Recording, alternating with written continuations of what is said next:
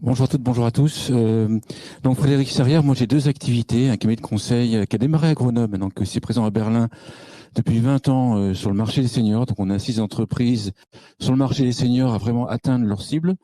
Et j'ai une autre activité pour ceux qui me connaissent, en fait une activité de médias. On a un site qui s'appelle ageconomie.com, qui est un site B2B sur la silver economy, et une émission depuis un an qui s'appelle Le Grand Entretien sur Internet pour ceux qui connaissent. L'idée, c'était de vous partager ou de soumettre 4 à 5, en fonction du temps, 4 à 5 idées, ce facteur clé de succès pour réussir l'innovation en fonction de ce que j'ai vu ces 20 dernières années. La première idée, c'est la cohérence entre le produit qu'on fait et les usages et la génération. Je trouve qu'il y a beaucoup de projets très innovants, trop innovants sur la silver economy, le technologique, et on va expliquer à une grand-mère qui a 85 ans des produits trop high-tech dont elle n'a pas l'usage déjà acquis dans sa génération. C'est un peu comme si je vous disais, j'ai un logiciel qui traduit ce que j'ai en chinois automatiquement, mais il est sur la Game Boy, la Nintendo. Et c'est pas ma génération, il y a un décalage. Donc il faut à la fois faire apprendre l'usage et ensuite faire apprendre le produit. Donc bien vérifier qu'il y ait, le bénéfice se correspond aux usages et aussi aux générations. Le deuxième point, c'est que ceux qui ont lancé l'adaptation de la salle de bain, par exemple, ils se sont dit, voilà, le marché est gigantesque, il y a des millions de seniors concernés. Le problème, c'est qu'on s'équipe en téléassistance, en salle de bain, lorsqu'il y a eu un premier souci, généralement soit une chute, soit une grande peur, une prise de conscience, et je vais seulement, après cette prise de conscience, m'équiper d'une salle de bain. Ce qui fait que les marchés sont très petits. Donc, il faut prendre, enfin, plus petits que ce qu'on avait imaginé. Donc, il faut prendre en compte le déni. C'est en fait, non, je refuse c'est par exemple, c'est une aidante qui dit à sa maman, tu devrais prendre une telle assistance. Et la maman dit, maintenant, écoute, j'ai encore toute ma tête, je me débrouille. Ça, c'est le déni. La procrastination, on verra plus tard, on remet à ça plus tard, et certains ont le manque de conscience. Donc, bien prendre conscience de ces paramètres pour quantifier les marchés.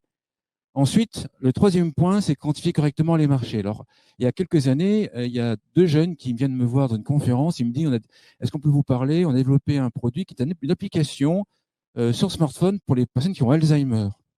Il me dit, est-ce que je peux vous en parler? Alors, ils me présentent leur truc et moi, je leur dis, je suis assez direct. Donc, je leur dis, est-ce que je peux être direct avant? Autorisation, d'accord? Et ils me disent, on va pouvoir en vendre des millions parce qu'il y a 1,3 million de personnes qui sont atteintes, etc., etc. Alors, moi, je leur dis, le marché potentiel est moins de 20 000, pas 1 million, 20 000. Alors, comment j'ai fait? 1300 personnes dépendantes, on va dire 800 000 personnes qui ont Alzheimer, 450 000 qui sont en EHPAD, qui vont même plus se souvenir, entre guillemets, qui a un smartphone, 150 000 qui sont au début d'Alzheimer, qui eux n'auront pas besoin, ils vont se dire qu'on n'est pas concerné. Après, il reste, on va dire 16 ou 20% qui ont un smartphone, vous voyez, on a fait la petite tranche. Et sauf si on est, sauf si on est français, qu'on pense avoir 100% du marché, mais si on est réaliste, on aura peut-être 10% du marché. Au final, vous voyez, faites le calcul, il reste 10 000 potentiels. Voilà. Voilà, donc ça, c'est un exemple de ne pas se tromper comment on quantifie un marché. Le deuxième point, c'est se focaliser directement sur la distribution. C'est dès le début, quand je vois un projet, il faut se focaliser tout de suite sur la distribution, parce que créer une start-up qui n'est pas connue des seniors et vendre en B2C, c'est ultra difficile, même en mettant des millions dans la communication. Ces générations âgées veulent être rassurées, ne serait-ce parce qu'ils ont eu des déboires dans le passé, ils ont une habitude de la consommation, ils veulent être rassurés par rapport à ce qu'ils vont acheter. Donc la marque les rassure, donc si on n'est pas connu, il faut prévoir la distribution très en amont pour trouver des relais de croissance, enfin des relais de distribution. Il est illusoire pour moi de faire une start-up et de penser vendre en B2C directement à gros volume. On sera forcé de passer par des distributeurs, à mon avis. Ensuite, prendre en compte les contraintes, les besoins de la personne âgée, de l'aidant et des distributeurs potentiels. Si par exemple on veut revendre une solution via un téléassisteur, il faut parler avec des téléassisteurs pour savoir ce que eux sont prêts à revendre, comment ils le revendent, et vraiment co-créer la distribution et le produit avec eux.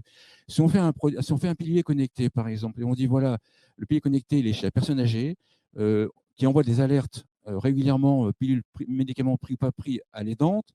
Si on ne met pas les aidants dans la boucle, les aidants vont vous dire attendez, moi je ne veux pas recevoir des alertes tout le temps, si les médicaments sont pris, pas pris. Donc ça va être refusé par les aidants. Donc il va falloir prendre en compte les besoins et les envies des aidés, enfin, des aidés et des aidants. L'aider, c'est la sécurité, et l'aidant, par exemple, dans ce cas-là, c'est la sérénité. C'est ça, je veux être sereine de savoir un moment en sécurité. Et quand je vous ai dit ça, si vous regardez sur la Silver Economy, vous avez plein de produits et services qui sont intéressants pour l'aider, mais qui sont en contradiction avec la sérénité de l'aidant. Et ensuite, 6e point, le plus important, bah, c'est faire appel à un consultant. D'accord. Frédéric Serrière, si possible. Voilà. Et sinon, l'émission, le grand entretien. Merci.